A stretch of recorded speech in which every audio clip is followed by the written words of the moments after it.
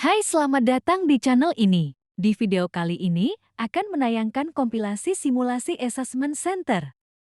Video ini diedit oleh kelompok 7 dengan anggota Regita, Sitka, Ulfa, dan Utiro. Yuk disimak.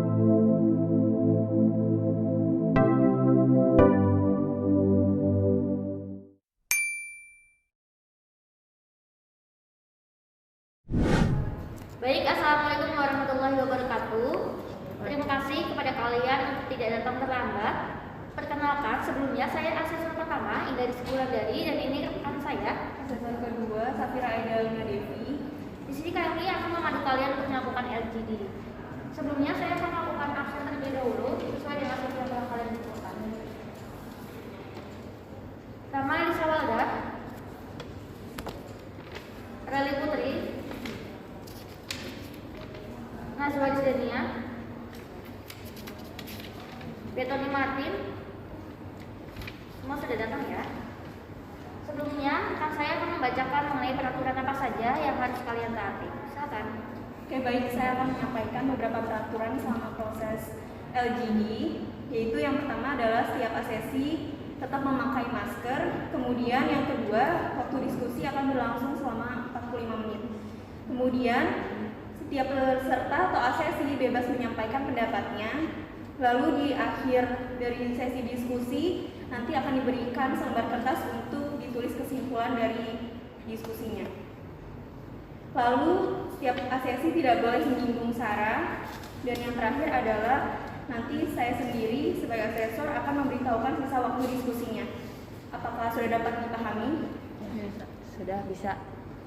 Selanjutnya, mengenai kasus yang akan kalian bahas akan dijelaskan juga oleh rekan saya kira. Silakan. Baik, jadi kasus yang akan didiskusikan itu adalah dalam sebuah tim IT project, Syarif, seorang karyawan, itu mengetahui bahwa manajernya yang bernama Anto melakukan kecurangan, yakni memanipulasi data dari proyek yang sedang dikerjakan.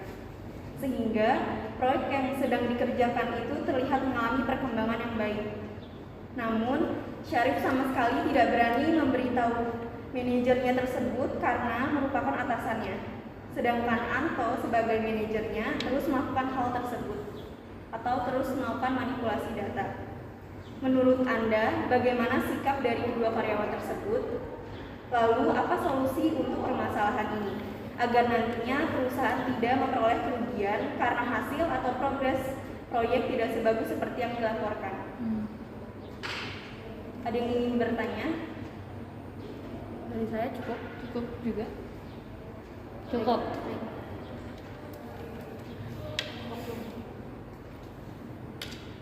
Ya, LGD dimulai dari sekarang. Menanggapi dari kasus yang tadi dibacakan, menurut saya sikap Syarif yang ketakutan dan bingung ini sangat wajar sekali ya dirasakan oleh Syarif karena di kasus tersebut tadi Syarif adalah seorang karyawan biasa, sedangkan Anto yang seorang manajer adalah atasannya gitu. Jadi kan wajar kalau Syarif itu terlihat bingung dan ketakutan juga buat melapor sikap atau manipulasi yang dilakukan oleh si manajer ini. Dan tentunya apa yang dilakukan oleh Anto sebagai manajer tentunya salah banget dong ya, memanipulasi data perusahaan untuk terlihat proyeknya baik-baik aja, justru itu dapat membuat perusahaan itu mengalami kerugian gitu. Saya izin menanggapi juga ya. Kalau menurut saya, Syarif dan Anto itu sama-sama melakukan kesalahan. Pertama, Syarif yang dimana tahu bahwa Anto melakukan manipulasi, dia cuma diem. Terus Syarif juga tidak segera melaporkan tindakan tersebut. Selain itu, hal ini tentunya akan menguntungkan si Anto ini, karena dia akan terus-menerus melakukan hal yang sama, dan ini tentu akan menimbulkan kerugian besar terhadap perusahaan. Saya juga ingin menanggapi. Jadi menurut saya itu Syarif dan Anto itu salah. Syarif itu membiarkan secara terus-menerus tindakan yang dilakukan manajernya si Anto, sehingga jatuhnya dia itu sebenarnya setuju dengan tindakan yang dilakukan oleh si manajernya. Sedangkan Anto itu salah seharusnya, karena sebagai manajer dia tuh memiliki tugas memantau dan dia juga bertanggung jawab atas proyek-proyek yang akan nantinya dilaporkan ke pemimpinnya. Dan sebagai ketua dari tim seharusnya dia itu bisa bertanggung jawab terhadap tugas yang nantinya akan diemban dan nantinya bakal dilaporkan. Kalau saya juga bisa menanggapi, menurut saya sikap Syarif ini dapat diwajarkan sih, karena pastinya sebagai karyawan dan menghadapi manajernya juga pasti Syarif ini ketakutan dan kebingungan sih bagaimana sih caranya untuk melaporkan ini. Tapi menurut saya sikap yang sebaiknya Syarif lakukan adalah ikut memberitahukan teman-temannya. Jadi mereka itu bergabung untuk memberitahukan bagaimana sebenarnya sikap si manajernya ini. Nah, saya menanggapi pendapatnya Alda. Jadi jika apa yang dilakukan oleh Syarif itu diwajarkan karena merasa takut akan apa yang merupakan atasannya, ditakutkan Syarif itu malah ikut membantu atau bekerja sama dengan Anto agar tindakan kecurangan manajernya ini tidak diketahui oleh pihak lain, terutama oleh atasannya dan anggota-anggota lainnya.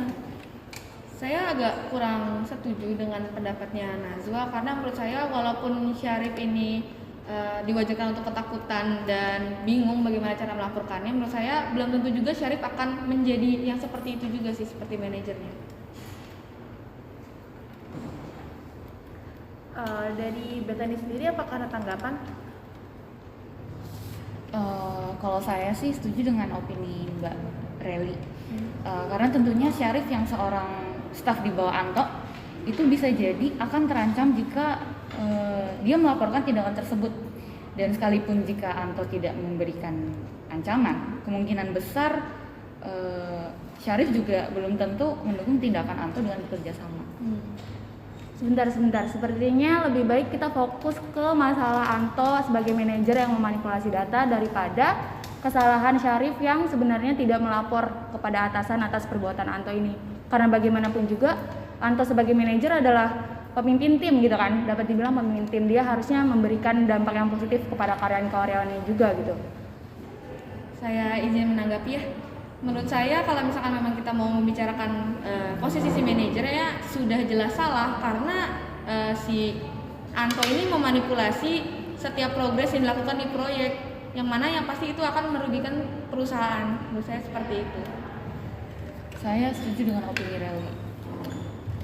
Kalau saya sendiri, saya setuju dengan Alda dan Beth, karena memang benar apa yang dilakukan manajernya itu salah. Berdasarkan opini Alda, memang seharusnya sebagai pemimpin bisa bertanggung jawab atas apa yang menjadi tugasnya dan menjadi tanggung jawabnya. Dan itu juga sebagai bentuk contoh yang diberikan pemimpin kepada anggotanya.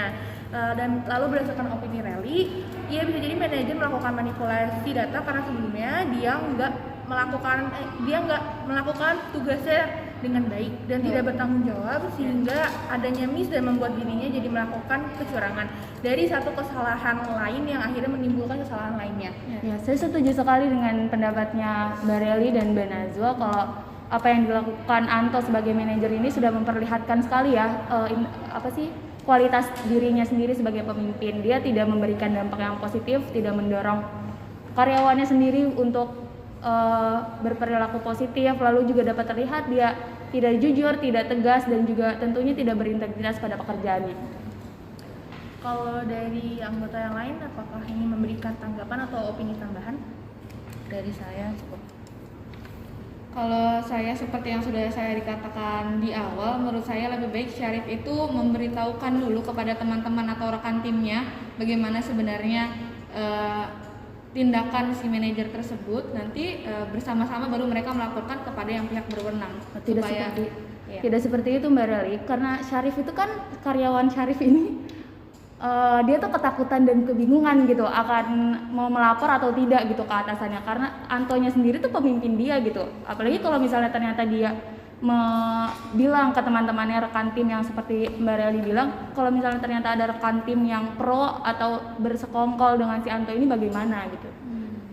Tapi saya sendiri setuju dengan Mbak Reli, karena Syarif itu seharusnya melaporkan hal-hal tersebut kepada rekan timnya jika dia tidak berani melaporkannya kepada atasannya langsung. Dan atas pelanggaran yang dilakukan oleh manajer, solusinya adalah dengan pimpinan perusahaan melakukan cek berkala secara detail terhadap progres yang dilakukan oleh manajer dan memastikan bahwa hasil proyek yang dilaporkan itu apakah sudah benar atau ada kecurangan dari manajer tersebut. Pimpinan itu seharusnya melihat terlebih dahulu seberapa besar sih efek yang ditimbulkan dari kecurangan yang dilakukan oleh manajer ini?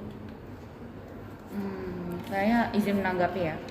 Kalau saya setuju dengan Mbak Nazla, karena kalau kerugian yang ditimbulkan itu kecil atau jika manajer baru melakukan manipulasi sekali, mungkin pimpinan perusahaan akan memberikan surat peringatan 1 sampai 2 biar Syarif dapat memperbaiki sikapnya. Saya setuju sih dengan tanggapannya Mbak Betani ya.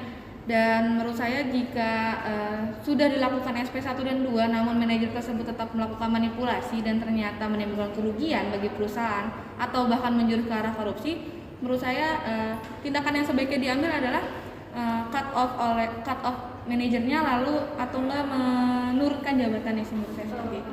Setuju. Mohon maaf, 5 menit lagi ya. Kalau tadi menurut Mbak Reali langsung di cut off atau diturunkan jabatannya, saya izin menambahkan kalau menurut saya jika dari SP 1 sampai 2 Anto sebagai manajer tidak berubah perilakunya, di SP 3 kita bisa dipecat atau mungkin dipindah ke cabang lain serta diturunkan jabatannya. Seperti itu dari saya. Baik, waktunya sudah habis. Ini kertas untuk memberikan kesimpulannya.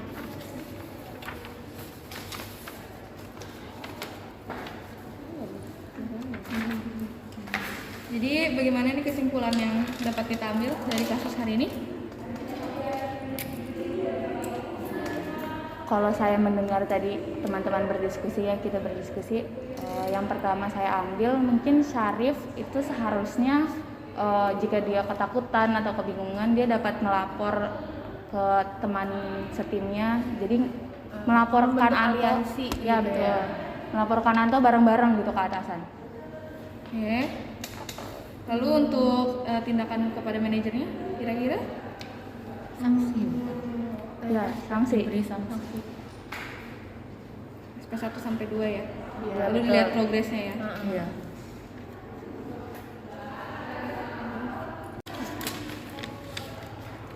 Ya, terima kasih untuk semua asesi, dipersilakan untuk keluar ruangan. Oke, terima kasih Mbak. Terima kasih Mbak.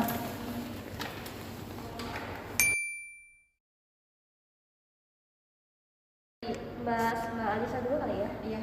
Oke. Jadi tadi gimana Mbak Ida?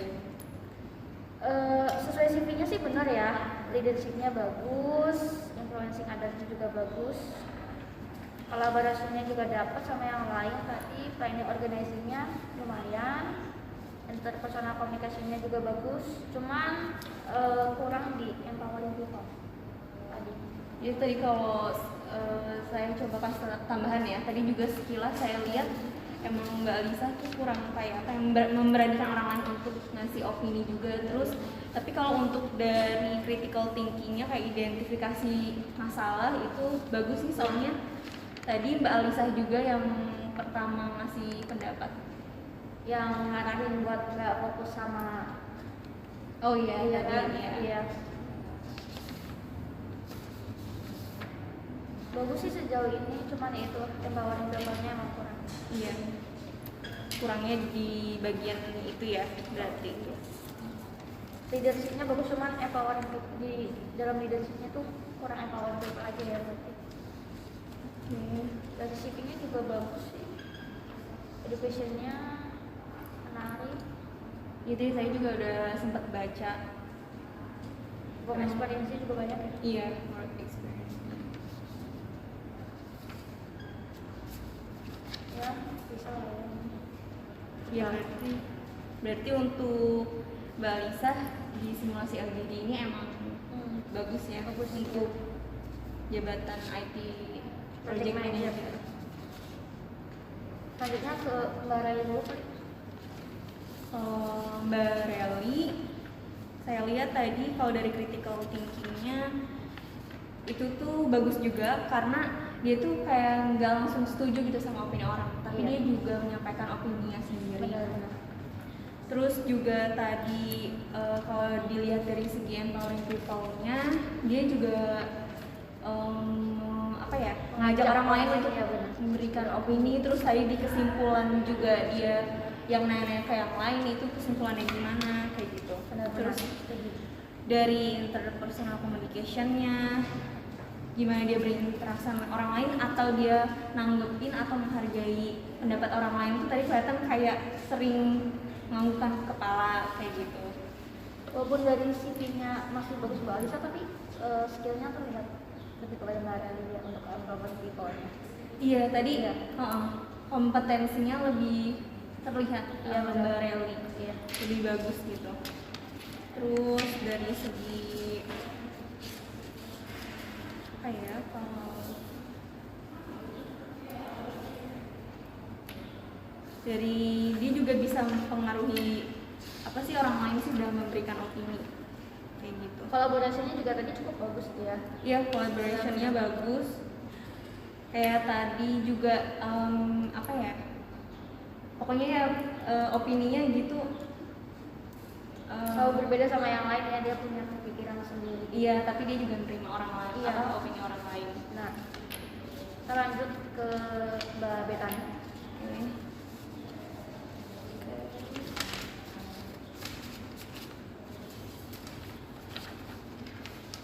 CV-nya sih masih belum terlalu tertinggal dalam artian ya. Masih di sini. Iya. Pengalamannya juga Kurang. lumayan dia, tapi masih kurang. Iya, dibandingkan sama Mbak Alda, Mbak Relly sama Mbak Mbak Alisa. Dia juga critical thinking-nya kurang sih, kayak lebih banyak siap pasif, lumayan pasif ya. Iya, soalnya kayak tadi ditanya sama Mbak Nazwa, dia tuh diem atau enggak, dia apa ya, kayak setuju aja gitu ya sama opini orang lain. Dia terlalu ngikutin opini orang lain, dia nggak punya sendiri. Empowering people-nya juga nggak ada juga sih tadi menurutku. Influencing others-nya juga kecil, kolaborasinya karena dia pasif juga biasa aja. Planning organizing-nya nggak ada sama sekali. Ya buat Nggak ngasih planning sama sekali buat solusi permasalahan yang tadi dibahas di kasusnya. dikit sih, dikit ya, Iya. kurang dikit. Interpersonal komunikasinya juga jelek karena jarang ngasih pendapat.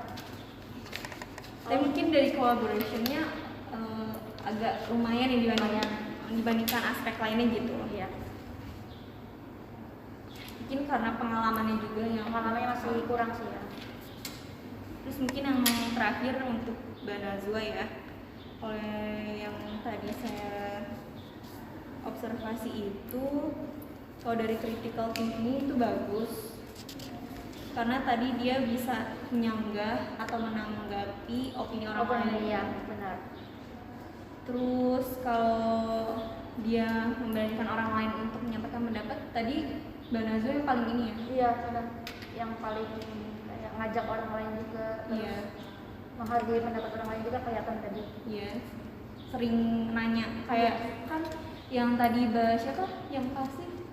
Mbak Betani. Iya, itu kan diem. Nah, Iya. itu Mbak Nazwa nanyain gitu. Ngajak Mungkin- aktif gitu Iya, ya. ngajak aktif. Terus dari aspek-aspek lainnya juga bagus sih, cuma dalam apa ya, kalau misalkan dia pendapat dia itu kurang bisa ngasih apa ya, pengaruh ke orang lain gitu. Orang lain jadi nyanggah ke dia gitu ya. Iya, jadi kayak kurang bisa mempengaruhi anggota lain dalam memberikan argumen yang ini gitu. Berdasarkan dari opini dia. Kalau dari CV-nya, Sebenarnya bagus sih ya, walaupun tetap nggak sebagus Mbak Alisa tadi. iya. Cuma emang masih di atas Mbak Mbak Betani. Iya. Mungkin yang dari penjelasannya bagus. Berarti untuk ID ini juga ya, yang bagus untuk mungkin yang unggul di LGD ini Mbak Rally, Mbak Relly, Mbak Alisa, sama Mbak Nazwa. sama Mbak Nazwa ya. Mbak Betani kurang unggul di LGD kali ya. Iya. Tapi mungkin bisa kita lihat lagi dari simulasi-simulasi lain. Iya, buat tentuin bisa kena atau tidak untuk jabatan ini.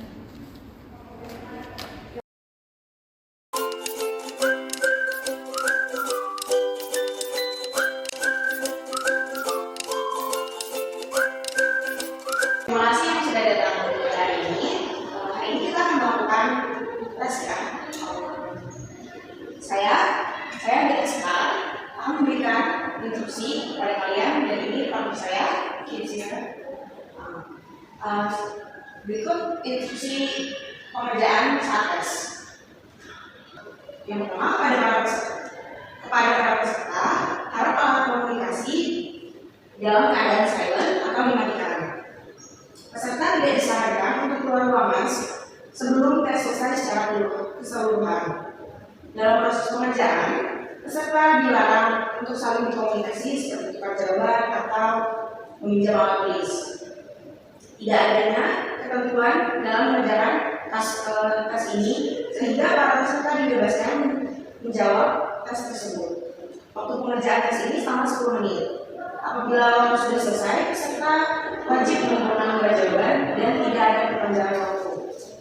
Baik, sebelum dimulai, adakah yang ingin kita jawab? Apakah ada pertanyaan atau butuh penjelasan sesuatu? Tidak, saya tidak. Sudah cukup. Sebelum tes dimulai, kita akan memperlihatkan profil perusahaan.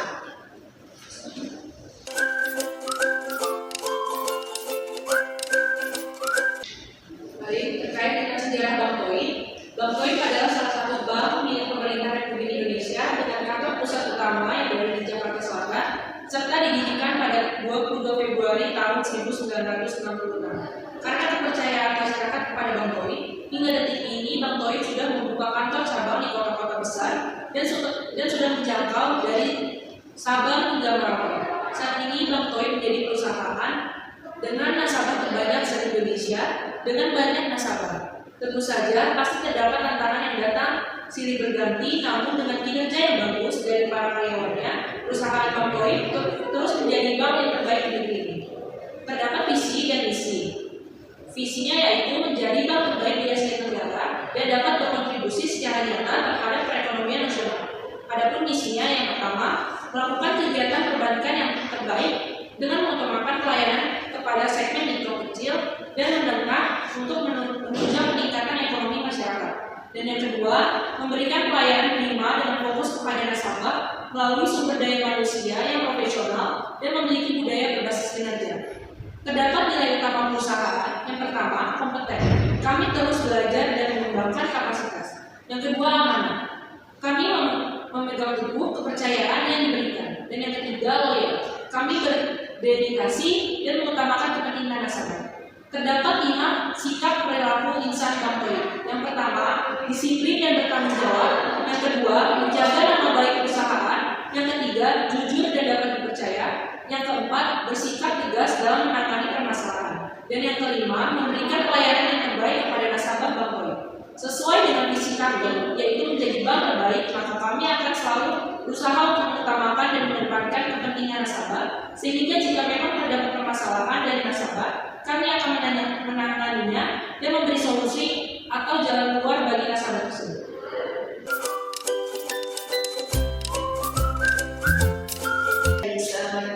Tadi sudah dibacakan ya profil perusahaan. Selanjutnya kita akan memulai tes, tapi sebelum memulai ada baiknya kita berdoa menurut kepercayaan masing-masing.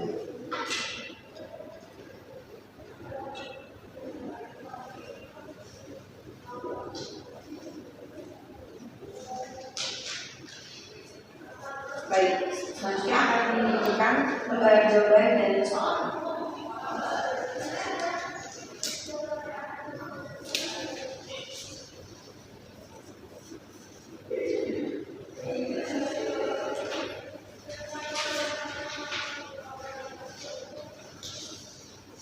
Sudah terdapat lembar soal dan jawaban di hadapan kalian. Baik, ini akan saya bacakan ya. Seorang nasabah Bank Toib datang ke customer service dengan masalah uang tabungan di rekeningnya hilang sejumlah 5 juta rupiah. Padahal nasabah tersebut tidak merasa mengambil uang sebanyak itu. Nasabah datang dengan mengutarakan rasa sedih dan kecewanya. Namun, untuk menerus kredit hilangnya uang tersebut dari pihak bank tidak dapat memberikan kepastian dan nasabah diminta untuk menunggu. Karena hal itu, nasabah pun semakin cemas dan bingung karena merasa seperti digantung. Jika Anda sebagai customer service, apa yang akan dilakukan ketika menghadapi masalah dari nasabah tersebut dan solusi apa yang akan Anda berikan? Baik, semuanya pengerjaan dapat dimulai dari sekarang.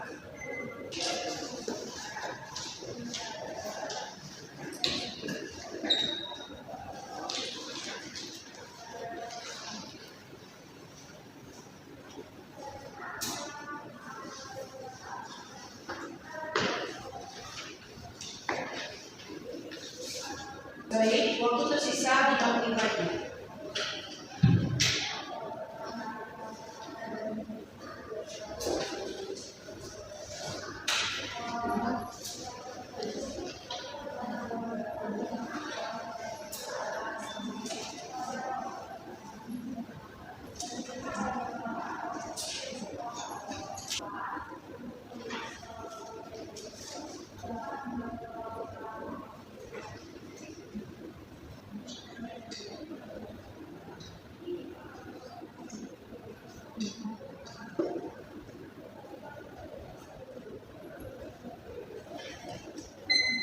Baik, untuk selesai.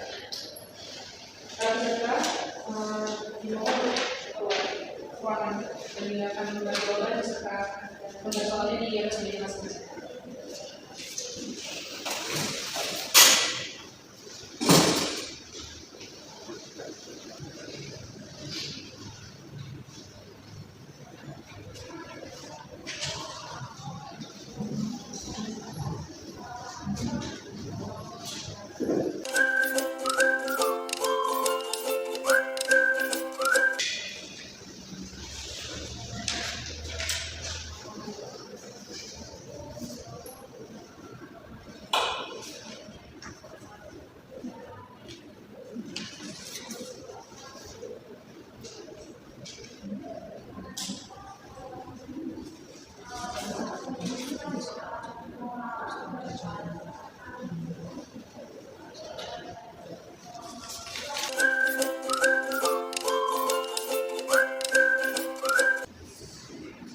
Untuk peserta yang bernama Renata, silakan masuk. Misi, silakan.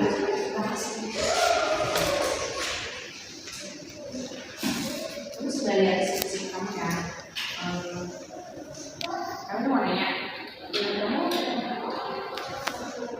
kenapa kamu mau masuk ke sini? Karena memang saya sendiri ingin sekali bisa menjadi karyawan kreatif. Terlebih lagi saya sendiri memang lulusan perkuliahan saya lulusan dari sarjana ekonomi. Jadi menurut saya memang passion saya ini di bidang ini. Selain itu juga ketika saya berbicara dengan orang lain, saya merasa nyaman dan saya senang gitu kalau berhubungan langsung dengan orang lain.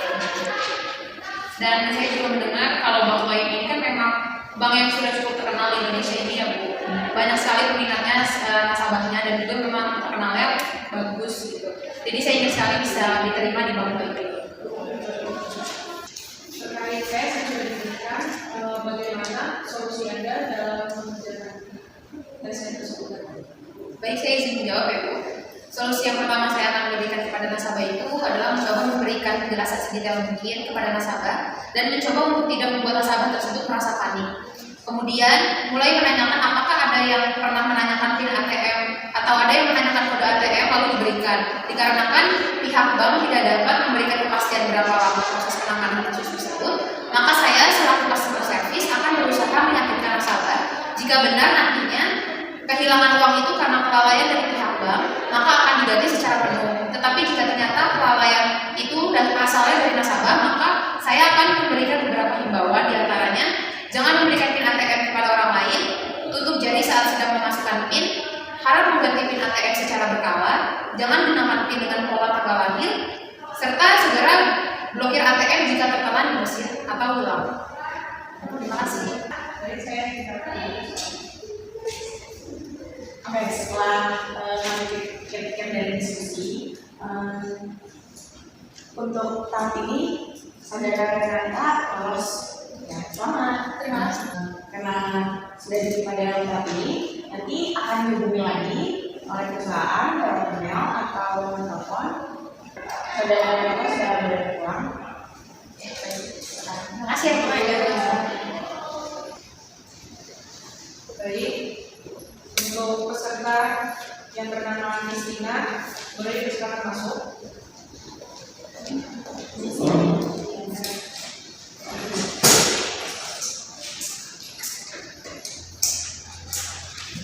Oke, terkait yang kamu tulis tadi, kira-kira dari tes tersebut solusi yang kamu berikan apa? Karena menurut saya ketika menjadi customer service memang tidak menjadi suatu kewajiban untuk membantu customer-nya. Apalagi dalam kasus tersebut customer tersebut itu menggunakan rasa kecewanya dan terlihat bingung juga. Jadi saya sebagai customer mungkin akan menanyakannya terlebih dahulu, kemudian saya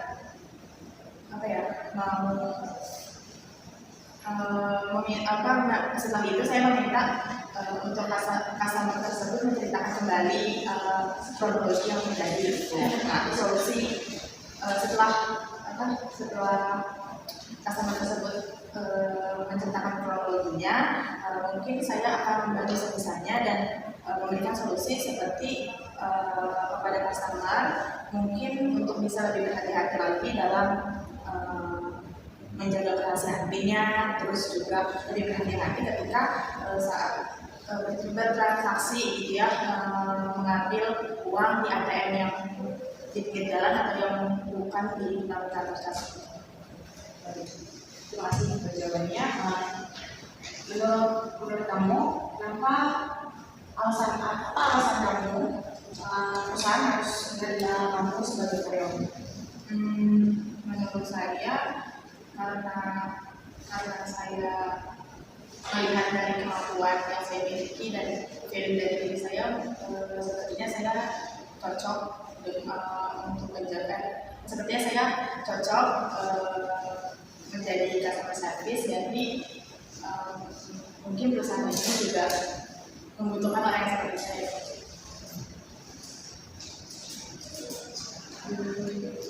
Dalam tahap ini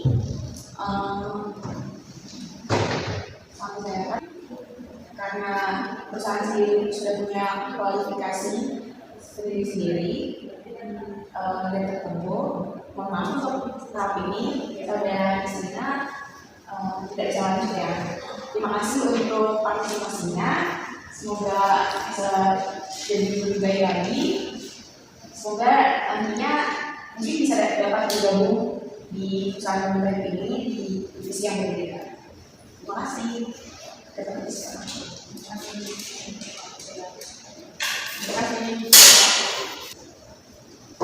Baik, peserta yang bernama Rahma, silakan masuk.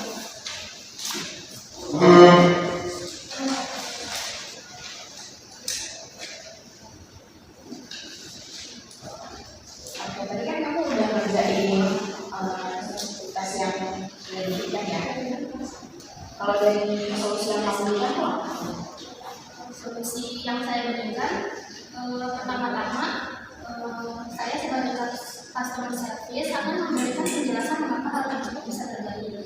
Pertama, saya akan menanyakan apakah pernah ada yang menanyakan kartu di nasabah atau Anda pernah untuk parkir. Kalau tidak, kemungkinan bisa terjadi karena menggunakan modus skimming atau duplikasi kartu nasabah.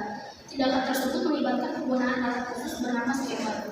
Alat tersebut berbentuk seperti slot kartu ATM. Jadi saat kartu masuk, scammer akan secara otomatis menerima informasi dari kartu nasabah. Solusi yang saya berikan sebagai customer service ialah nasabah memblokir kartu ATM untuk mengamankan saldo agar tidak kehilangan kembali. Kemudian nasabah akan kami berikan cara menghindari skimming, yaitu saat memiliki nomor PIN, hindari menggunakan nomor atau huruf yang sudah diubah. Ubahlah PIN kartu secara berkala dan pastikan menutup saat memasukkan PIN ATM.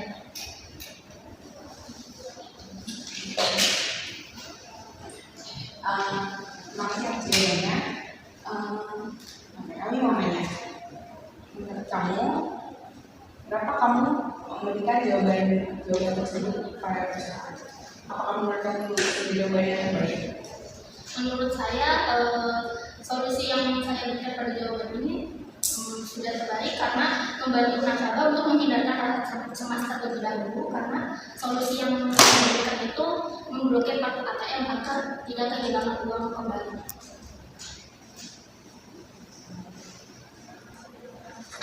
Pada tahap ini, saudara Rema dinyatakan lolos ya. Rema, Kami akan kalau memberikan informasi lebih lanjut lagi melalui SMS atau email. Terima kasih.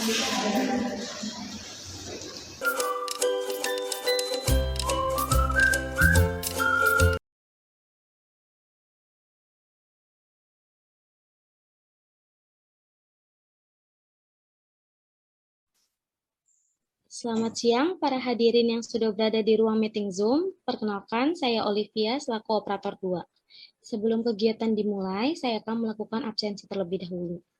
Oke, untuk asesor 1, apakah sudah hadir? Hadir. Untuk asesor 2, apakah sudah hadir? Hadir. Selanjutnya, operator 1, apakah sudah siap? Ya, siap. Untuk dokumen kandidat, apakah sudah siap semua, termasuk CV dan behavioral checklist? Udah siap. Oke, karena semua sudah siap, selanjutnya akan dilakukan pengecekan secara teknis oleh operator 1. Baik, akan saya melakukan pengecekan teknis. Untuk asesor 1, apakah kamera dan mic aman? Aman sejauh ini. Dan koneksi juga diusahakan untuk selalu aktif ya. Untuk asesor 2, apakah kamera dan mic aman? Sejauh ini aman. Dan semoga ini ya, untuk koneksi juga aman ya. Ya. Baik, apabila semuanya sudah terkendali dan aman, dipersilakan untuk dimulai melakukan CDI-nya.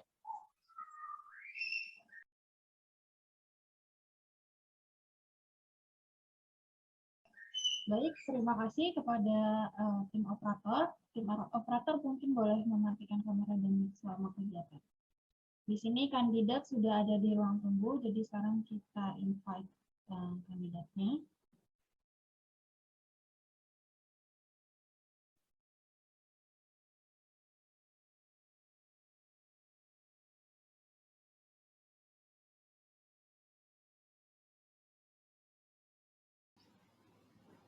Oke. Halo, selamat siang, Mas Arfi. Betul? Ya, ya, selamat siang. Betul, saya dengan Arfi. Ya. Baik, terima kasih Mas Arfi untuk waktunya di siang hari ini. Jadi pada kesempatan ini kita akan melakukan sesi CBI dan selama sesi berlangsung, Mas Arfi dipersilakan untuk menceritakan dirinya sesuai dengan yang Mas Arfi tulis di CV mungkin ya. Dan sebelum kita mulai ke kegiatan inti, saya mau memperkenalkan terlebih dahulu rekan-rekan yang ada di Zoom meeting ini. Saya sendiri selaku asesor 1 yaitu Lintang, dan ada rekan saya asesor 2 yaitu Angel Betani. Mas Arfi bisa panggil Mbak Betani. Lalu ada operator CBI 1, ini ada Mas Wahyu, dan ada operator CBI 2, ada Mbak Olivia. Seperti itu.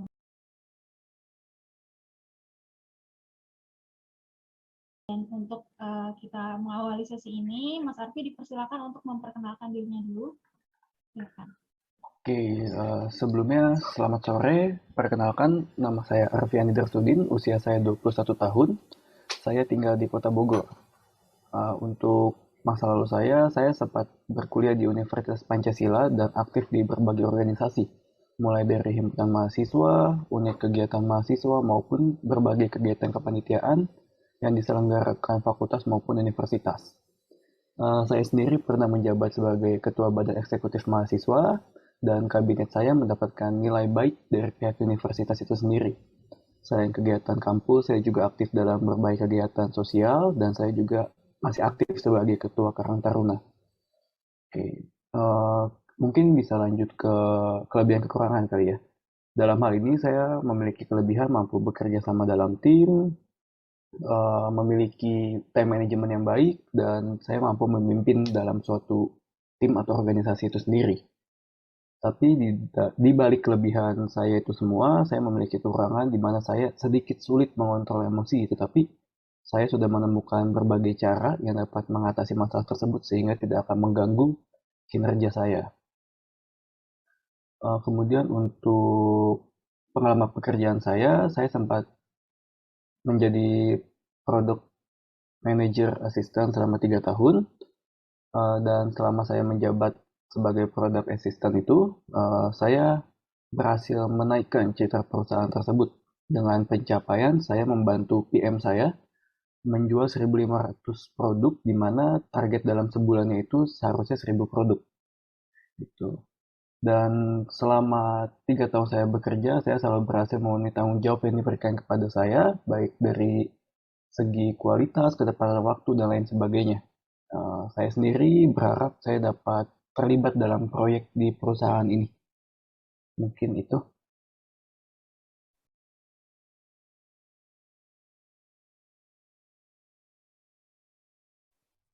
Baik, terima kasih Mas Arfi untuk perkenalannya, cukup menarik ya background Mas Arfi ini.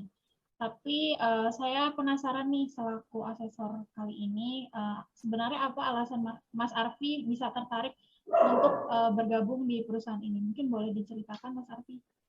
Oke.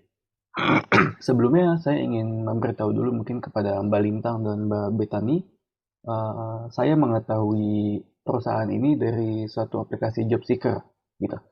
Oke, dan kemudian setelah saya mengetahui perusahaan ini, saya mencoba meninjau perusahaan ini melalui website perusahaan.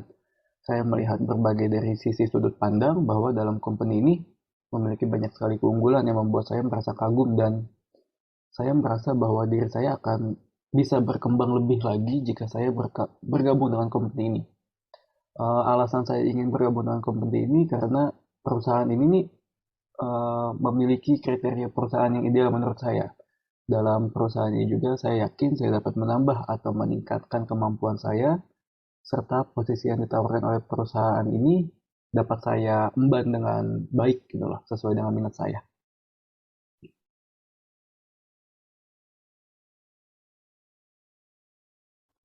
Oke, untuk Mas Arfi sendiri apa ada yang ingin ditanyakan terlebih dahulu Mas Arfi? Dari saya sudah cukup sih Mbak.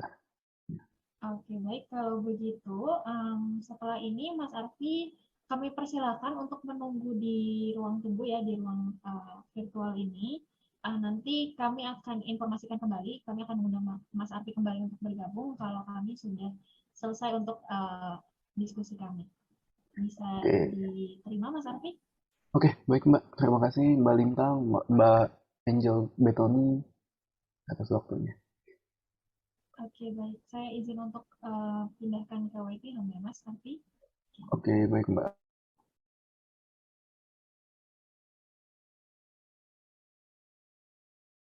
Oke, Mbak Bethany, mungkin kita bisa langsung mulai dari hasil CBI-nya seperti apa. Boleh ditampilkan mungkin dokumennya?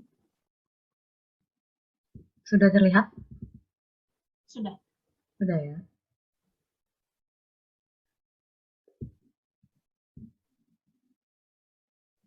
Jadi hasilnya semuanya kandidat sudah mencakup.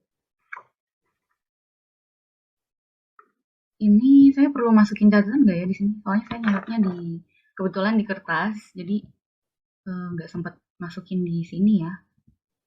Oke, mungkin boleh di ini aja Mbak Bethany disampaikan aja nanti untuk catatannya dimasukkan belakangan pas kita mau melaporkan ke perusahaan seperti itu.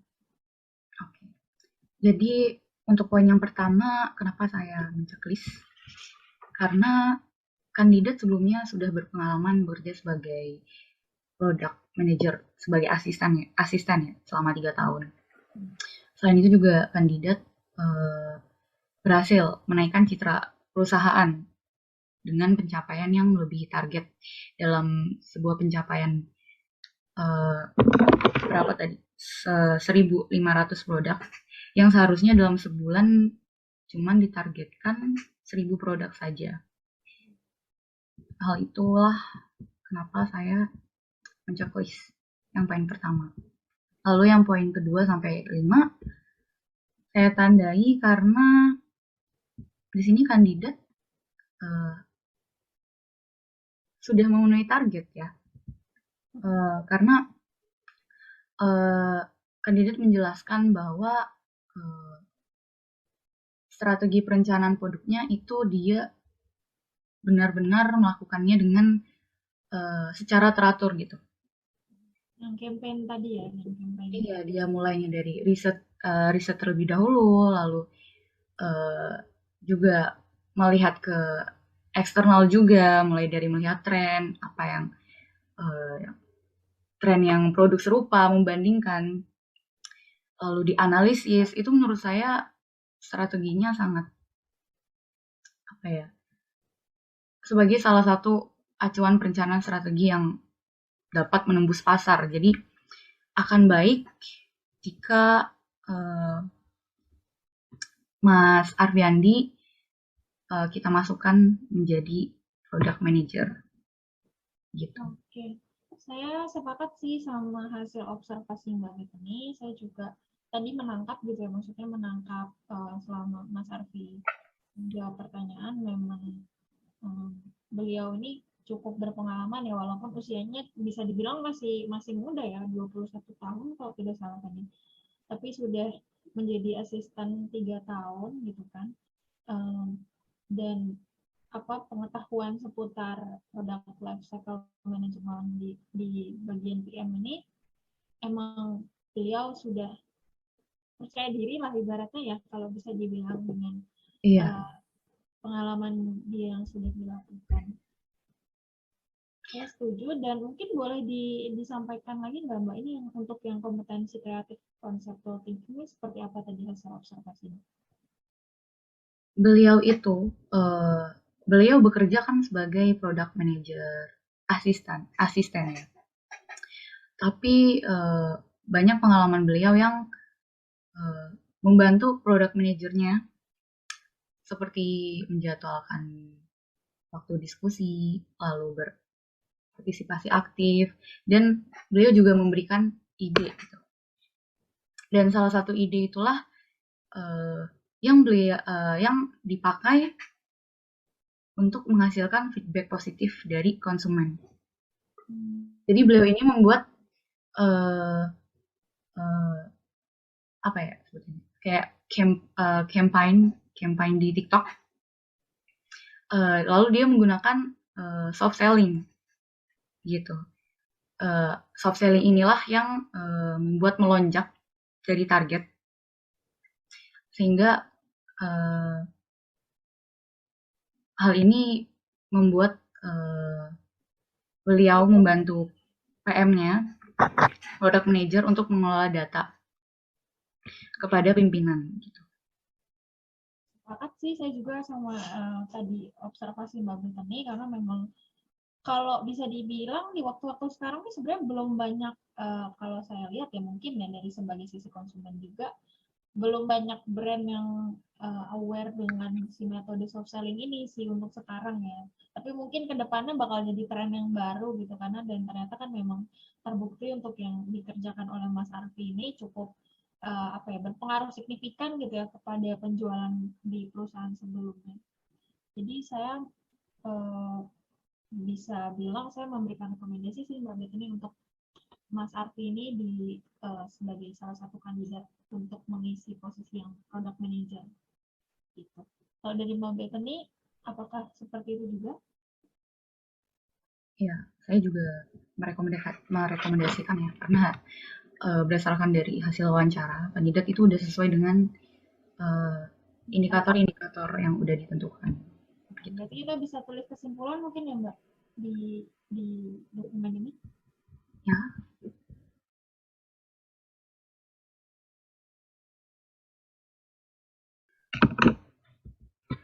Kandidat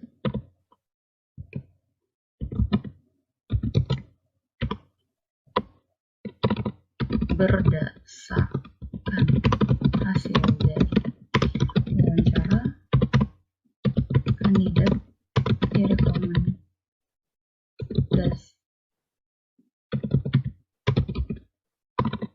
untuk mengisi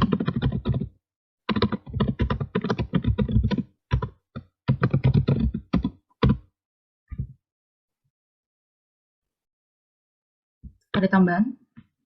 Untuk yang di bagian keputusan yang bawah mungkin yang tidak direkomendasikan bisa dicoret ya Mbak. Jadi langsung masuk direkomendasikan.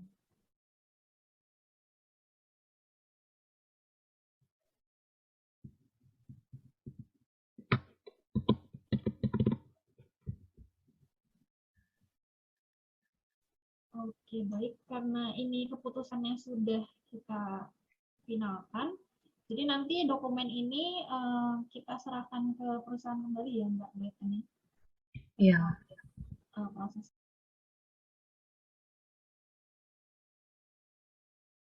Jadi tadi kami sudah selesai berdiskusi dan untuk kesempatan ini kita belum bisa kasih langsung keputusannya Mas Arfi karena kita harus serahkan dulu ke perusahaan karena kita adalah asesor yang dipanggil gitu ya. Jadi nanti kita kasih dulu data Mas Arfi ke perusahaan dan nanti info yang dititipkan ke kami adalah Mas Arfi akan menerima keputusan dinyatakan bergabung atau tidaknya dalam waktu 3 hari kerja ke depan. Itu nanti akan disampaikan oleh Departemen HRGA melalui email dan kontak yang Mas Arfi cantumkan di CV-nya Mas Arfi. Seperti itu, Mas Arfi.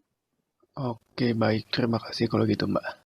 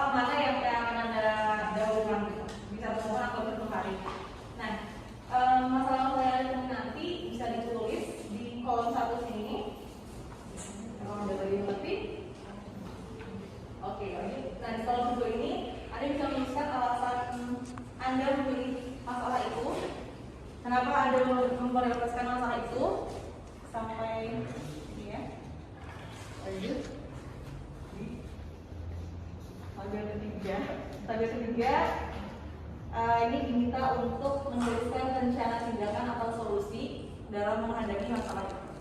Sampai sini apakah sudah tadi mengerti apa pertanyaan? Oke, jika tidak ada pertanyaan, maka akan saya mulai bagikan.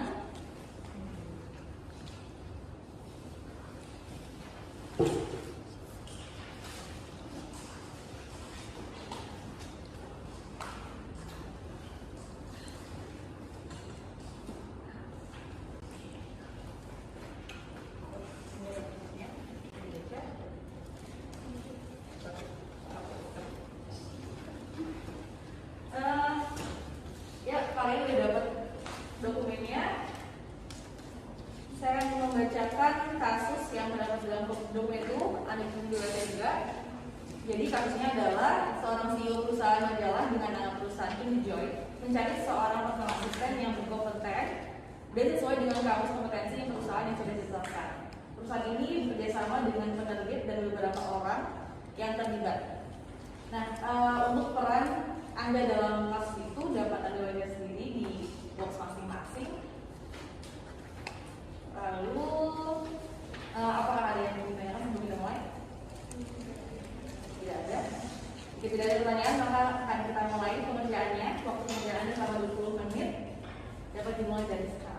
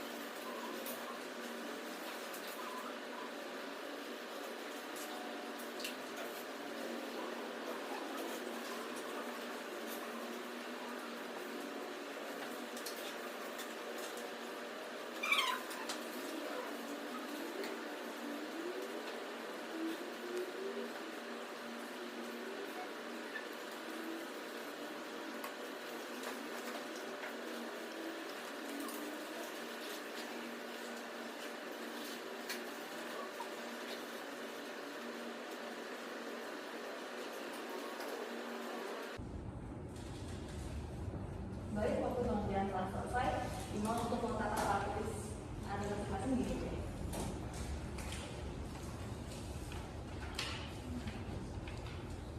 Selanjutnya dalam melaksanakan presentasi individu yang didampingi oleh kedua rekan saya, Divina dan Dewi. Terima kasih telah melaksanakan tahap saya dengan baik. Saya mohon maaf apabila terdapat kesalahan dalam pengucapan. Terima kasih.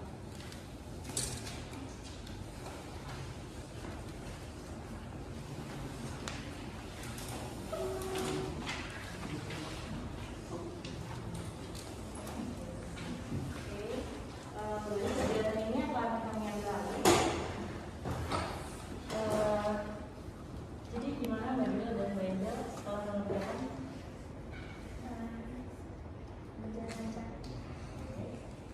Selanjutnya adalah Mbak Bila dan Mbak Angel. Kami minta untuk mempresentasikan hasil kerja yang tadi kalian isi secara bergantian. Dan yang pertama mungkin bisa dimulai dari Mbak Bila terlebih dahulu. Ya, bisa.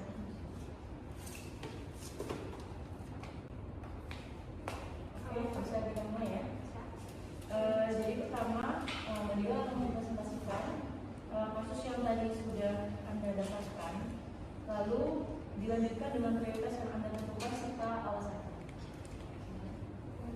Untuk temuan permasalahan, yang pertama ini menjadi prioritas saya karena pada kasus tersebut menuliskan bahwa saya telah masuk kantor, yaitu pada pukul 9 dan rapat akan dimulai pukul 10 pagi.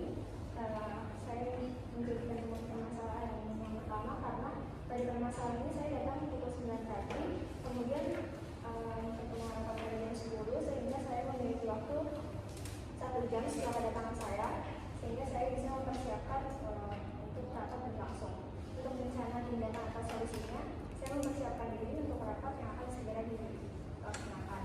Kemudian temuan masalah yang kedua, yaitu salah satu klien besar akan mengadakan rapat. Kemudian saya melupakan dokumen-dokumen dan saya memiliki waktu sekitar 30 menit untuk mengambil dokumen tersebut. Alasannya karena temuan permasalahan ini merupakan acara besar dari perusahaan sehingga menjadi prioritas saya untuk mempersiapkan kebutuhan, dan pada waktu saya datang jam 9 pagi saya memiliki waktu 1 jam untuk mempersiapkan rapat yang pertama, dan kemudian untuk prioritas ini saya memiliki waktu 30 menit. Untuk rencana tindakan atau solusinya, saya mengambil dokumen-dokumen yang tertinggal dalam waktu 30 menit. Untuk temuan Masalah yang ketiga, masalahnya yaitu ada pesan tertulis yang berbunyi tolong telepon David Jones ini. Alasannya menjadi list prioritas ketiga karena temuan permasalahan ini tertulis mengenai pemecatan yang akan diadakan besok. Jadi saya masih mempunyai waktu untuk mengurus segala dokumen yang diperlukan untuk pemecatan besok. Rencana tindakannya itu saya membuka HP, kemudian membaca dan membahas pesan tersebut. Kemudian menelpon David untuk memberitahu informasi mengenai pemecatan. Kemudian masalah yang keempat yaitu wawancara penilaian dijadwalkan pada jam 2 siang. Tertulis pada pengumuman permasalahan yang pertama itu bahwa rapat yang diadakan 10 pagi tersebut berakhir pada pukul 1 siang dan saya berarti memiliki waktu 1 jam untuk mempersiapkan wawancara. Kemudian rencana tindakan atau solusinya yaitu saya mempersiapkan hal-hal seputar wawancara yang belum disiapkan, kemudian melakukan wawancara. Selanjutnya adalah telepon terdekat. Alasan menjadi prioritas kelima yaitu telepon berdetik ini jika nantinya saya tidak angkat, saya akan menelpon kembali jika memang telepon tersebut penting. Seharusnya orang yang menelpon tersebut meninggalkan pesan. Kemudian rencana tindakan atau solusinya yaitu saya akan mengangkat telepon, kemudian jika tidak terangkat, teleponnya akan saya telepon kembali. Kemudian yang keenam yaitu pesan dari rekan saya yang berkata bahwa tolong telepon saya segera setelah Anda masuk. Kebutuhan mendesak.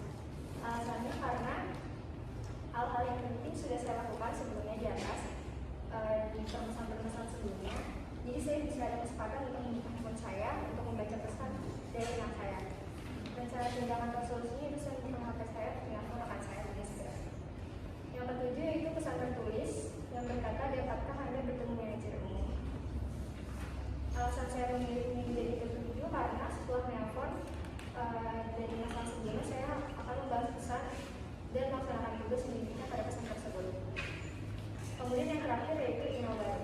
Email baru ini menjadi list prioritas terakhir karena setelah semua kegiatan saya telah lakukan, maka saya memiliki waktu untuk sebentar bisa membuka email yang masuk atau email yang baru masuk.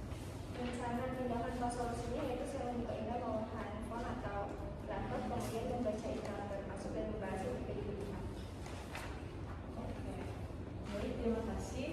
Kita ada satu pertanyaan yang Fadila.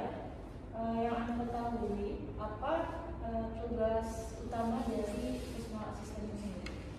Yang saya ketahui, personal assistant itu bertanggung jawab untuk mengingatkan dan menjadwalkan tugas dan juga mengenai tenggat waktu, kemudian mengingatkan, membuat dan menyediakan program presentasi. Oke, baik, terima kasih Mbak Dila. Bisa silakan dari kesempatan. Baik, terima kasih juga untuk presentasinya. Silakan saya lanjut untuk lainnya. Kalau sampai ke depan apa yang didapat? Jadi dari permasalahan yang ada, list pertama yang menjadi prioritas saya itu adalah mengangkat telepon yang sedang berdering. Alasannya karena tidak mungkin saya membiarkan telepon terus berdering karena bisa saja telepon tersebut itu merupakan telepon yang sangat penting atau mendesak dari klien atau atasan saya.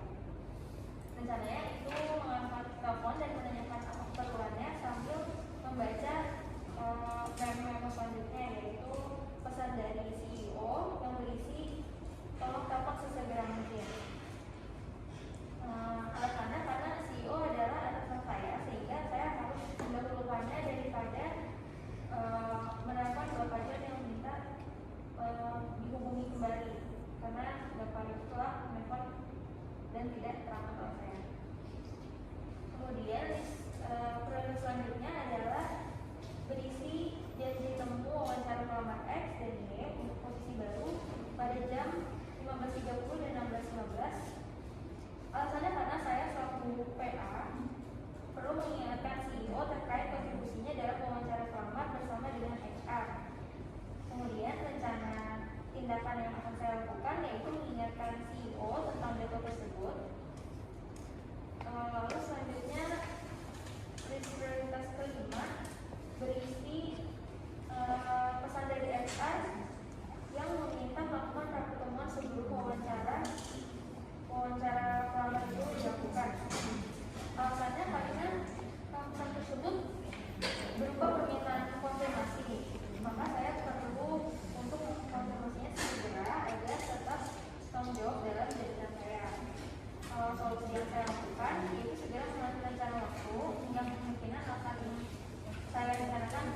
2015 sekaligus mempersiapkan diri terlebih dahulu karena pada kenakalan ini saya belum mempersiapkan diri untuk wawancara. Kemudian setelah itu menelpon HR untuk memberitahu waktu untuk melakukan proses pertemuannya. Kemudian selanjutnya list ke-6 yang berisi mohon lengkapi kuesioner yang diminta oleh penerbit. Alasannya karena kuesioner tersebut penting dan sudah dijadwalkan serta diberikan sejak minggu lalu. Jadi saya harus menyelesaikannya sesuai dengan deadline yang telah ditentukan. Kemudian saya akan segera melengkapi kuesioner dan langsung mengirimkan kepada penerbit agar tidak terjadi pembatalan kontrak. Lalu prioritas ke-7 itu hanya berisi reminder rapat. Jadi saya hanya perlu men-checklist memo tersebut. Nah, saya sudah mengingatnya. Lalu email sore saya taruh pada tugas terakhir karena ini kan email sore, jadi saya mengerjakannya setelah semua pekerjaan saya selesai dan segera membuat laporan kemudian dikumpul kepada Terima kasih. Sebenarnya untuk presentasinya Mbak Yunda, tapi saya mau mengajukan satu pertanyaan terakhir. Gimana ketika jam kerjaan sudah selesai, tetapi atasan Anda memanggil untuk mengerjakan menyelesaikan pekerjaan tambahan? Bagaimana kalau saya diterima di perusahaan ini, jika ada teman-teman seperti itu, saya lihat dulu bagaimana pekerjaannya, apakah mendesak atau perlu dikerjakan saat itu. Jika bisa dikerjakan di lain waktu, saya kerjakan lain waktu karena kepentingan saya juga ada yang dikerjakan.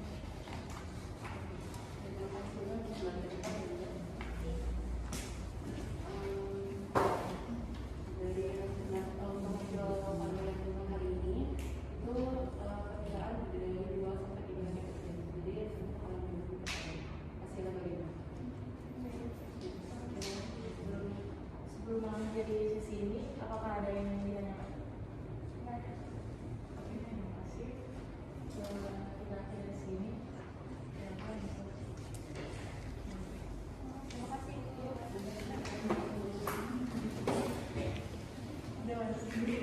Simulasi wawancara jabatan Research dan Development. Asesi memasuki ruangan.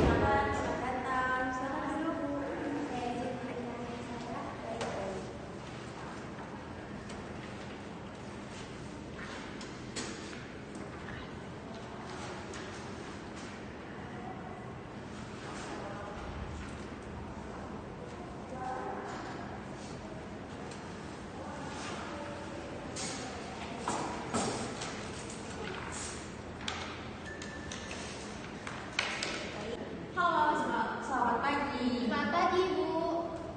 Gimana kabarnya? Puji Tuhan, kabar saya baik. Ibu sendiri bagaimana kabarnya? Alhamdulillah, saya baik. Sebelum kita memulai wawancara pagi ini, saya akan memperkenalkan. Asesor memperkenalkan diri. Nama saya Mediana. Saya Alma Mediana sebagai asesor dan interviewer. juga selaku interviewer. Kemudian rekan saya Nurul Afifah sebagai asesor 2. kemudian ada Jarek Egi Prasetyo sebagai asesor 3. Dan Natalia Margarita sebagai asesor 4. Asesor mempersilahkan asesi untuk memperkenalkan diri. Asesi memperkenalkan diri kepada asesor. Perkenalkan, nama saya Veronica Gabriel Fitra, bisa dipanggil Vero. Kemudian saya berkuliah di Sejong University Korea Selatan pada tahun 2015 dan lulus pada tahun 2019. Pada masa berkuliah saya itu kebetulan kemarin mengambil jurusan Tourism and Hospitality Management di sana. Pada masa kuliah saya aktif mengikuti beberapa kegiatan seperti club study, research and development. Kemudian saya juga pernah mengikuti lomba dan kompetisi ilmiah dan kebetulan mendapatkan sebuah award pada tahun 2017. Nah, lomba penulisan ilmiah saya angkat bersama tim dengan tema How a Research Can Develop to Product Process to be the Biggest Challenge to One Another Company. Dan kemudian pada masa pembelajaran saya tentu saja menguasai bahasa ibu saya, bahasa Indonesia, karena saya lahir di Indonesia. Dan saya juga mempelajari 2 bahasa asing yang lain, yaitu bahasa Korea dan bahasa Inggris. Baik, berarti sebelumnya Anda juga sudah punya pengalaman melakukan research and development ya? Baik. Kalau boleh tahu, bolehkah Anda menceritakan kelebihan dan kekurangan Anda? Misalkan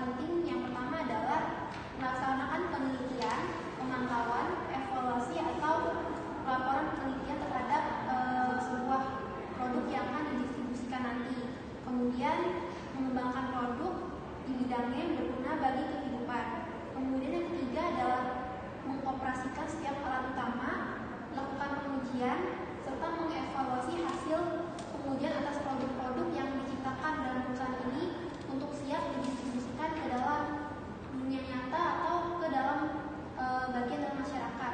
Kemudian job desk R&D adalah untuk menentukan juga bagaimana sih kualitas performansi dalam perusahaan sesuai dengan standar yang telah ditetapkan agar perusahaan ini bisa terus berkembang menjadi perusahaan yang lebih unggul daripada yang sebelumnya.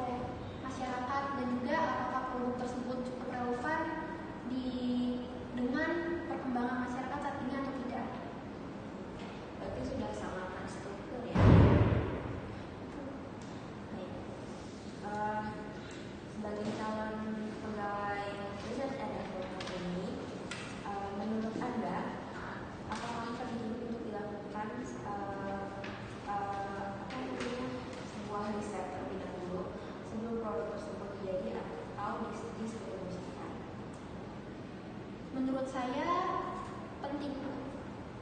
Kenapa penting? Karena menurut saya jika sebuah produk yang akan didistribusikan sudah jadi, itu tidak terjamin 100% itu akan aman dikonsumsi. Bisa saja ada kecelakaan dalam proses pembuatannya. Jadi menurut saya jika saya melakukan pengujian produk, hal itu akan sangat secara signifikan membantu untuk meningkatkan kualitas produk. Saya akan melakukan yang pertama, memastikan bahwa produk yang telah diproduksi itu sesuai dengan standar kualitas yang ada. Jadi produk yang ada itu tidak melenceng di luar standar kualitas tersebut.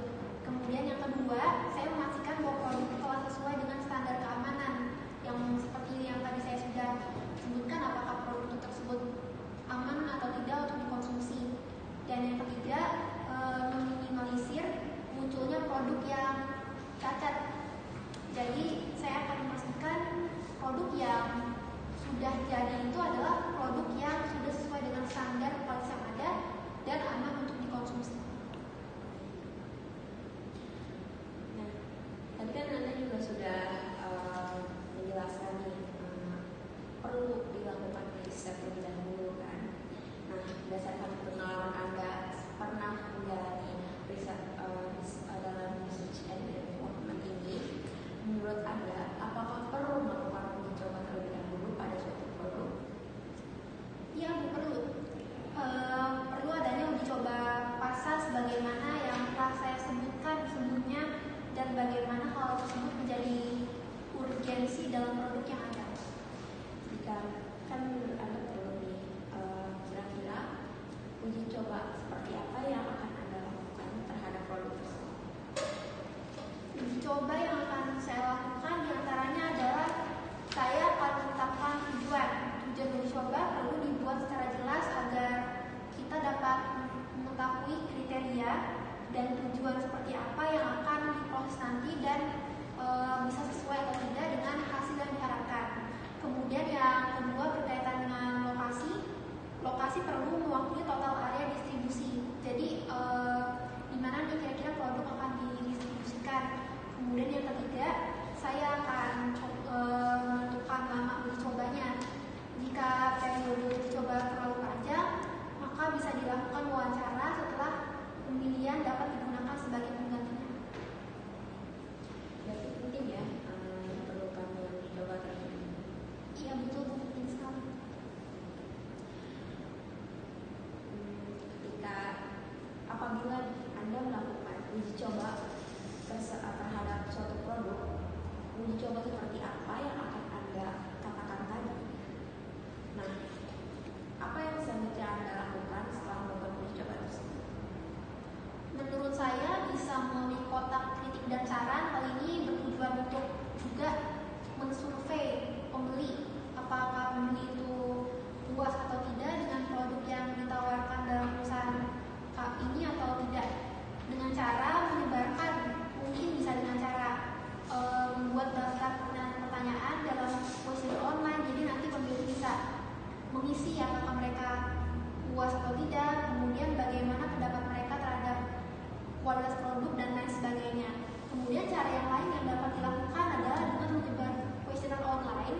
Mungkin nanti tim R&D atau tim-tim yang berkaitan dengan distribusi produk dapat menyebarkan kuesioner yang telah dibuat dari tim R&D untuk disebarkan. Mungkin bisa melalui Instagram, WhatsApp, Twitter, dan juga media sosial lainnya. Karena kan jika disebarkan melalui beberapa platform kan juga nanti lebih banyak lagi orang yang dapat melihat dan memberikan penilaian gitu.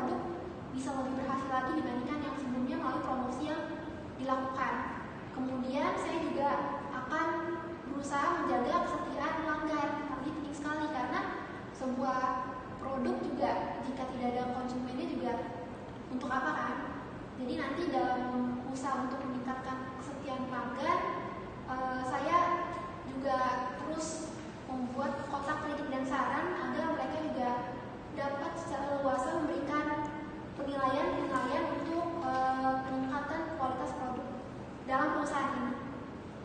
Berarti pertama coba pasar setelah tahu ya, kemudian apa saja yang perlu diperbaiki dan juga kemudian melakukan perbaikan dan sampai apa sih namanya melakukan pendistribusian ke Batam. Baik, dari saya mungkin pertanyaannya sudah cukup. Kepada rekan-rekan asesor lain, apakah ada pertanyaan lagi untuk ditanyakan kepada saudari Ero? Dari saya cukup. Baik, karena dari asesor lain rekan-rekan asesor lain sudah cukup, maka sesi wawancara saya akhiri pada hari ini. Untuk hasil nanti akan saya kirimkan melalui via email. Baik Bu, terima kasih banyak atas waktu dan kesempatannya hari ini. Baik, terima kasih banyak kepada saudari Vero sudah menyempatkan waktunya. Silakan boleh.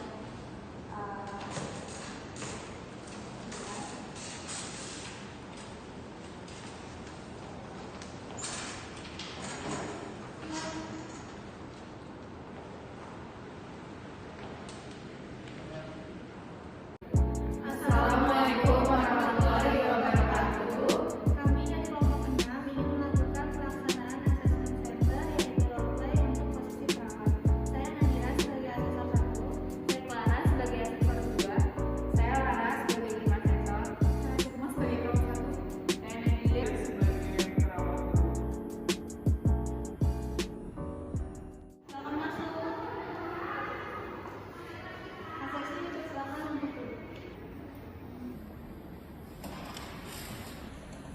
Selamat pagi semuanya, terima kasih karena sudah datang. Pada hari ini saya Nadira bersama dengan rekan saya Laras dan Clara merupakan asesor yang akan melakukan asesmen center yaitu role play untuk posisi perawat. Sebelum itu saya akan membacakan terlebih dahulu prosedurnya. Yang pertama, sebagai asesi kalian akan diminta untuk memainkan peran sesuai dengan instruksi yang sudah ditentukan. Kedua, asesi akan diberikan waktu selama 10-15 menit untuk mempersiapkan diri. Lalu, asesi akan dihadapkan dengan tim asesor yang berperan sebagai pasien. Dan yang terakhir, durasi waktu untuk berperan adalah selama kurang lebih 10 menit. Apakah ada pertanyaan? Baik, kalau tidak ada, saya akan memberikan lembar yang berisikan peran dan lembar rekam medis pasien.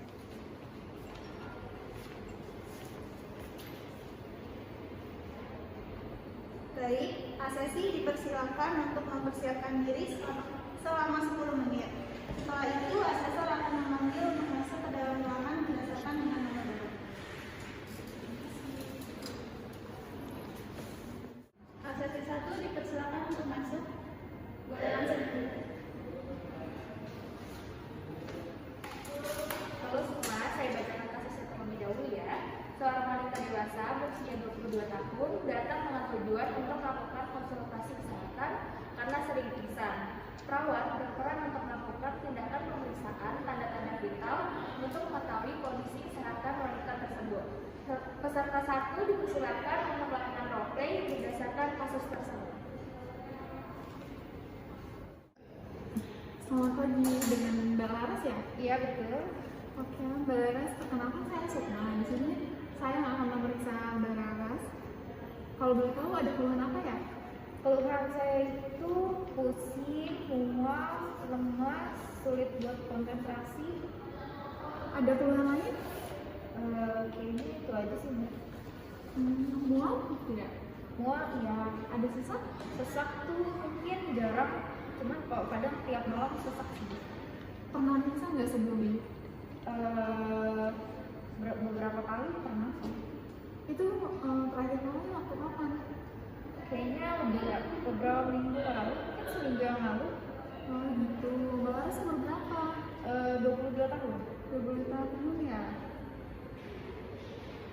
Oke, kalau gitu saya akan memeriksa tanda-tanda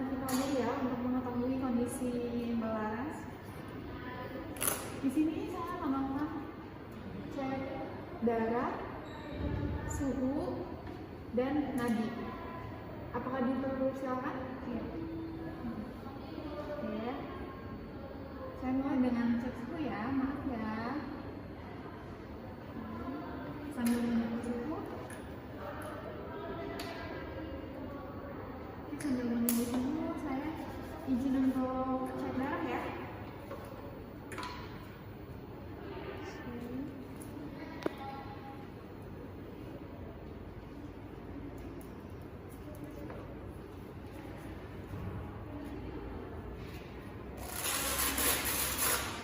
Boleh tolong tangan kiri enggak? Maaf ya.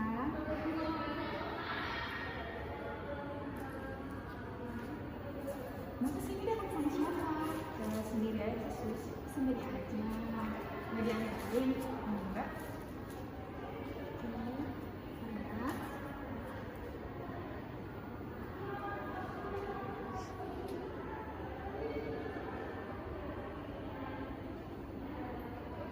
Sejak kapan sakitnya? Beberapa minggu belakangan ini sih.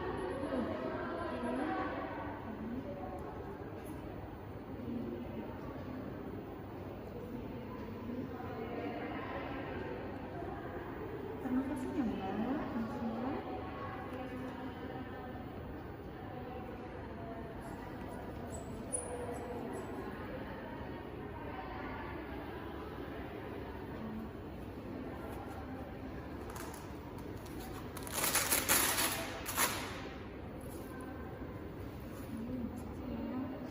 lanjut untuk periksa nadi ya. Oke Mbak. Saya hitung selama 15 detik. Oke.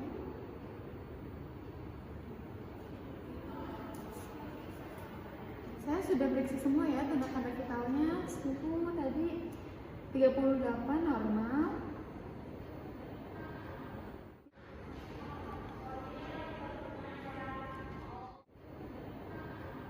Jadi di sini Mbak Laras tuh mengalami hipotensi ya, atau tekanan darah rendah. Darah rendah tuh 60/50. Mbak habis aktivitas apa? Saya tuh lagi banyak aktivitas juga di kantor sih, Miss. Oh gitu. Sekarang berarti nggak masuk kantor dulu ya? Iya. Oke, tadi nadinya normal juga ya. Mbak tinggal di mana Mbak? Di Bogor.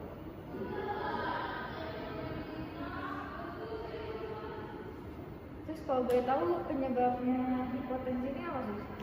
Ini tuh bisa disebabkan oleh banyak hal ya Mbak. Bisa karena suhu udara atau enggak bisa karena daya tahan tubuh Mbak ya. Atau Mbak juga mungkin karena kecapean ya, banyak aktivitas ya. Oke. Saya saranin untuk ini ya, makan makanan yang bergizi, makan yang banyak, terus minum air putih yang banyak, olahraga yang teratur juga, terus jaga pola makan sama tidur yang cukup ya. Oke. Ada yang mau ditanya lagi Mbak? Cukup sih. Cukup ya. Untuk pemeriksaan lebih lanjut bisa langsung diperiksa oleh dokter ya. Terima kasih Sus. Oke, cepat sembuh ya Mbak. Iya.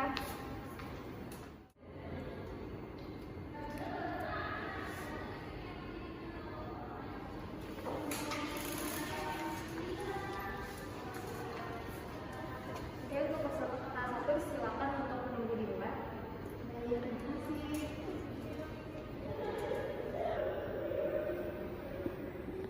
Sesi 2 dipersilakan untuk masuk. Silakan langsung masuk.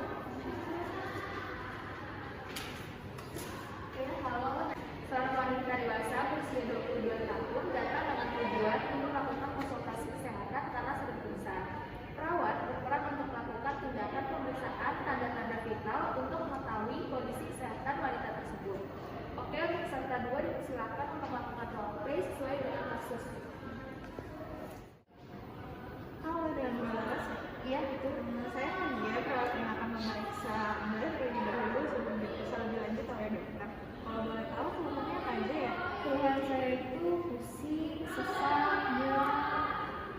Udah berapa lama keluhan tersebut? Kira-kira beberapa minggu terakhir ini sih. Oke, baik, kalau gitu itu saya akan melakukan pemeriksaan PIV atau tanda-tanda vital untuk mengetahui kondisi Mbak. Tindakan yang akan saya lakukan yaitu mengukur tekanan darah, mengukur suhu tubuh, dan lagi. Waktu yang saya butuhkan sekitar 10-15 menit. Saya akan mengukur suhu terlebih dahulu ya.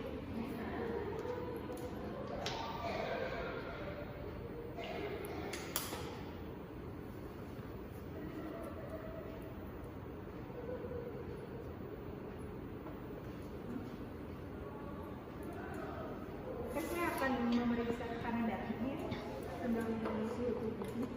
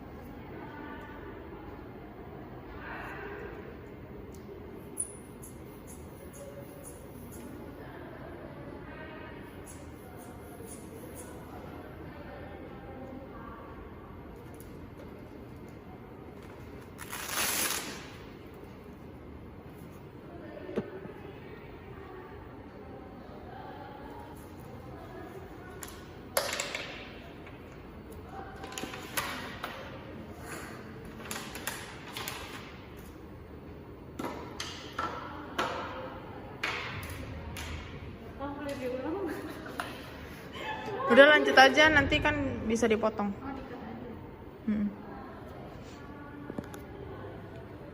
Oke baik, kalau gitu tadi suhu tubuhnya 38 derajat Celcius, kemudian tekanan darahnya tadi 80/60. Kemudian ya Mbak, terus saya akan memeriksa nadinya.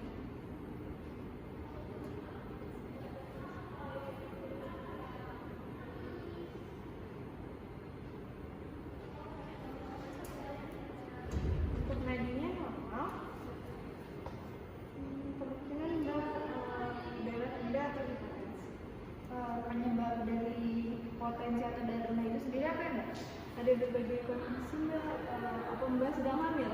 Soalnya pada masa kehamilan itu bisa menyebabkan tekanan darah rendah, atau bisa juga nanti ada stimulus hormon, terus kemudian dehidrasi, atau juga bisa dari pendarahan, atau kalau Mbak punya alergi yang parah itu bisa disebabkan dari itu. Enggak, hamil enggak sih Mbak, mungkin karena saya lagi sibuk di kantor aja kan ya Mbak, lagi sibuk-sibuknya. Mungkin dengan bisa olahraga yang teratur atau minum air putih sehari 2 gelas, atau jika Mbak bekerja dengan selalu sering berdiri, Oh baik. Jadi pemeriksaan semua ya Mbak? Mungkin jika ada yang ditanyakan lagi bisa ditanyakan dokter pada saat konsultasi. Oke, baik. Terima kasih ya Sis.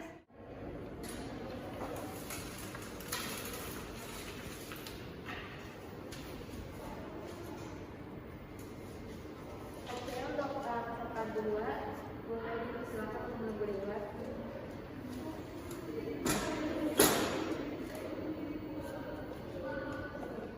Sesi 1 dan 2 dipersilakan untuk masuk. Boleh langsung duduk.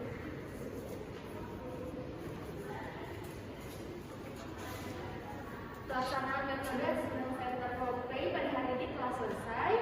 Sebelum mengakhiri kegiatan, apakah ada pertanyaan? Nanti hasilnya dari berapa lama ya? Oke, untuk hasilnya nanti akan digambarkan minggu depan melalui email masing-masing yang sudah terdaftar ya.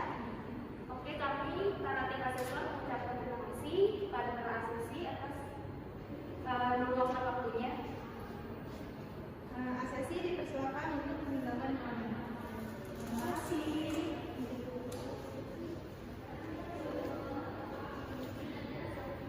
Sekian video dari kami, kurang lebihnya